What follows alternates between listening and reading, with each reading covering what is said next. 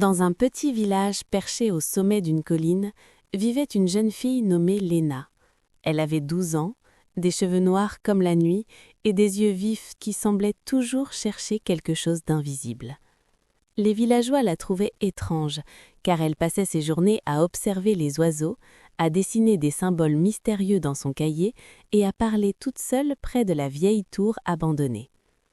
Un matin brumeux, alors que la guerre grondait aux frontières du pays, des soldats étrangers arrivèrent au village. Leur chef, un homme au regard froid nommé le colonel Noir, rassembla tous les habitants sur la place principale. Il annonça d'une voix sévère que le village était désormais sous leur contrôle et que quiconque leur cacherait des informations serait puni. Les villageois tremblaient de peur, mais Léna restait immobile, les bras croisés, observant chaque détail. Le colonel Noir remarqua la jeune fille.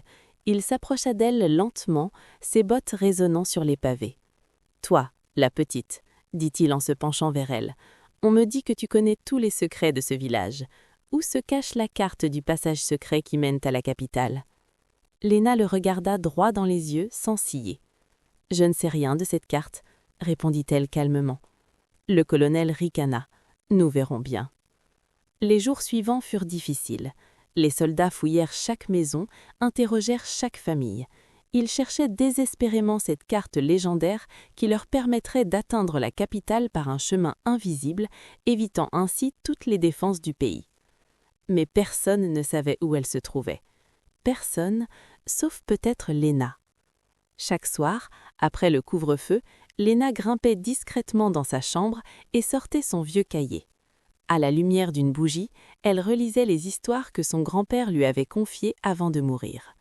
Il était un héros de guerre, un gardien des secrets ancestraux. Il lui avait confié quelque chose d'important, quelque chose que personne d'autre ne devait savoir. Les vrais trésors ne se trouvent pas là où on les cherche, lui avait-il murmuré sur son lit de mort, mais dans le cœur de ceux qui savent les protéger. Un après-midi, le colonel Noir convoqua Léna dans la vieille tour, celle où elle allait tant se promener. Il avait découvert quelque chose. Sur les murs de pierre, des symboles étranges étaient gravés, les mêmes que ceux que Léna dessinait dans son cahier. « Explique-moi ces signes » ordonna-t-il en pointant les gravures. « Ils mènent à la carte, n'est-ce pas ?» Léna sentit son cœur battre plus fort, mais elle garda son sang-froid. « Ce sont juste de vieux dessins » dit-elle d'un ton détaché. « Des histoires de mon grand-père, rien de plus. » Mais le colonel n'était pas stupide. Il fit surveiller Léna jour et nuit. Elle ne pouvait plus bouger sans qu'un soldat la suive comme une ombre. Les autres enfants du village commencèrent à l'éviter de peur d'attirer des ennuis. Léna se sentait seule, mais elle savait qu'elle devait tenir bon. Le secret de son grand-père était trop important pour être révélé. Une nuit d'orage, alors que le vent hurlait et que la pluie battait les volets, Léna entendit un bruit étrange venant de la tour. Elle se glissa hors de sa maison, profitant de la confusion causée par la tempête. Les soldats de garde s'étaient réfugiés à l'intérieur, et personne ne la vit traverser la place déserte. Arrivée à la tour, elle découvrit une lumière tremblotante à l'intérieur. Quelqu'un était là.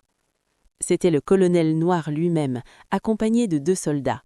Ils avaient commencé à gratter le mur où se trouvaient les symboles, espérant découvrir une cache secrète. Léna retint son souffle. S'ils continuaient, ils allaient détruire le message codé que son grand-père avait laissé, celui qui indiquait non pas où se trouvait la carte, mais comment la rendre illisible en utilisant une potion spéciale à base d'herbes rares. Soudain, une idée traversa l'esprit de Léna. Elle ramassa une pierre et la lança contre une fenêtre de l'autre côté de la tour. Le bruit résonna comme un coup de tonnerre. « Qu'est-ce que c'était » s'écria un soldat. Le colonel ordonna à ses hommes d'aller vérifier. Pendant qu'ils s'éloignaient, Léna se faufila à l'intérieur par une petite ouverture qu'elle seule connaissait. Elle courut vers le mur et de ses doigts tremblants, elle pressa certaines pierres dans un ordre précis, celui que son grand-père lui avait enseigné. Un mécanisme ancien se déclencha avec un grincement. Une petite cavité s'ouvrit, révélant un parchemin roulé. C'était la vraie carte, mais aussi les instructions pour la rendre illisible en utilisant une potion spéciale à base d'herbes rares. Les soldats revenaient. Léna n'avait que quelques secondes. Elle saisit le parchemin et le cacha sous sa tunique, puis pressa à nouveau les pierres pour refermer la cavité. juste à temps. Le colonel Noir entra en trombe dans la pièce, scrutant le mur avec un regard acéré. « Il n'y a personne, colonel », rapporta un soldat. Mais le colonel sentait qu'il s'était passé quelque chose. Il s'approcha du mur, le toucha, mais ne remarqua rien d'anormal. Léna attendit le bon moment, puis sortit de sa cachette derrière un pilier effondré et se glissa dehors dans la nuit orageuse. Son cœur battait si fort qu'elle craignait qu'on l'entende. Elle courut jusqu'à la forêt proche où elle savait que poussaient les herbes nécessaires. Elle prépara la potion selon les instructions de son grand-père et versa le liquide sur la carte. Sous ses yeux, l'encre commençait à s'effacer, les lignes à disparaître, jusqu'à ce que le parchemin ne soit plus qu'une page blanche.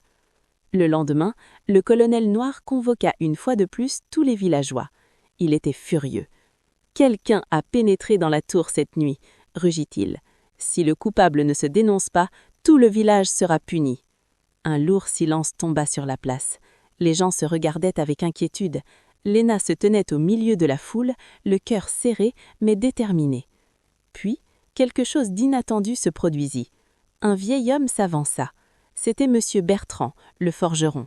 « C'est moi », déclara-t-il avec une voix forte. « J'ai entendu du bruit et je suis allé voir. » D'autres villageois s'avancèrent alors, un par un. « Moi aussi, et moi, nous étions tous là. » Le colonel Noir les regardait avec stupéfaction. Il comprit alors qu'il ne pourrait jamais briser l'esprit de ces gens unis. Quelques jours plus tard, l'armée nationale repoussa les envahisseurs et libéra le village. Le colonel Noir et ses soldats furent capturés. Quand les héros de guerre arrivèrent, ils cherchèrent la fameuse carte, mais ne trouvèrent qu'un parchemin vierge. Léna sourit en secret. Elle seule savait la vérité. Le commandant de l'armée s'adressa aux villageois. « Grâce à votre courage, l'ennemi n'a jamais trouvé le passage secret. Notre capitale est sauve. » Tous applaudirent, mais Léna resta modeste. Son grand-père lui avait appris qu'un vrai héros n'agit pas pour la gloire, mais par amour pour son pays et ses habitants. Des années plus tard, quand Léna devint une vieille dame, elle raconta enfin son histoire à ses petits-enfants. Elle leur enseigna que la loyauté, le courage et l'intelligence valent mieux que la force brutale. « N'oubliez jamais, leur dit-elle avec un sourire mystérieux, que les plus grands secrets ne sont pas ceux qu'on garde enfermés dans des coffres, mais ceux qu'on protège avec son cœur. » Et ainsi se termine l'histoire de Léna, la jeune fille qui n'a jamais trahi sa patrie, même face au plus grand des dangers. Son secret reste gravé dans la mémoire du village, rappelant à tous que même les plus petits d'entre nous peuvent accomplir de grandes choses quand ils croient en ce qui est juste.